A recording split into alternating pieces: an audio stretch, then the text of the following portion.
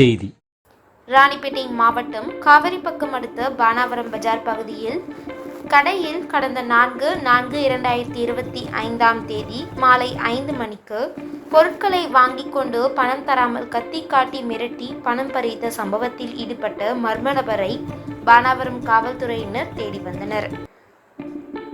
இந்நிலையில் மேற்படி சம்பவத்தில் ஈடுபட்ட நபர் பானாவரம், திருவள்ளூர், திருத்தணி ஆகிய இடங்களில் ஏற்கனவே பல தொடர் குற்ற சம்பவங்களில் ஈடுபட்ட நபர் என்பதும், இவர் ராணிப்பேட்டை மாவட்டம் ஷோலிங்கர் தாலுகாவிற்குட்பட்ட அல்லித்தாங்கல் கிராமம் பிள்ளையார் கோவில் தெருவைச் சேர்ந்த பொன்னுரங்கம் என்பவரின் மகன் சாய்குமார் என்பதும் தெரியவந்ததை தொடர்ந்து அவரை கைது செய்து சிறையில் அடைத்தனர்.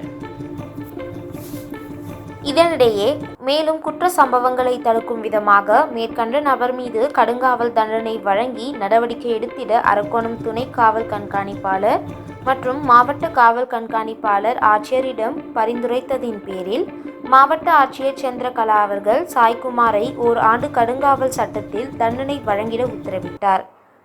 இதனைத் தொடர்ந்து பானாவரம் காவல்துறையினர் ஓராண்டு கடுங்காவல் சட்டத்தில் வழக்கு பதிவு செய்து சாய்குமாரை வேலூர் மத்திய சிறைக்கு அனுப்பி வைத்தனர்.